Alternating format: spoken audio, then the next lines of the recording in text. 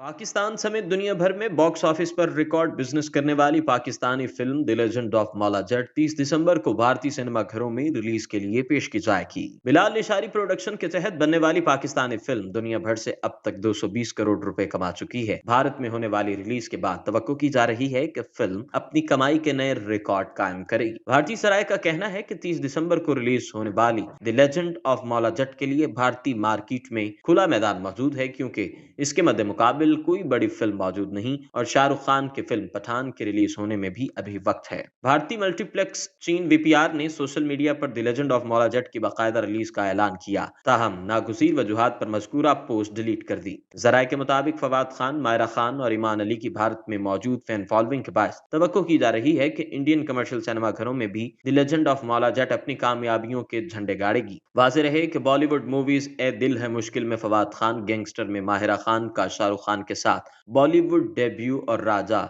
नटोर लाल में अमीमा मलिक की अदाकारी के जौहर दिखाए, जिसका सहर आज भी भारतीय शायकीन पर तारी है। इब्तदाई तौर पर the legend of Maula Jatt Punjabi जुबान में रिलीज की जाएगी, ताहम फिल्म बीनों की दिलचस्पी को मद्देनजर रखते हुए दीगर जबानों में भी पेश किया जा सकता है। वाज़ेह रहे कि 2011 में इंडिया में रिलीज होने वाली पाकिस्तानी फिल्म बोल के बाद ये पहली पाकिस्तानी फिल्म है जिसे भारतीय सिनेमा घरों में पेश किया जा रहा है।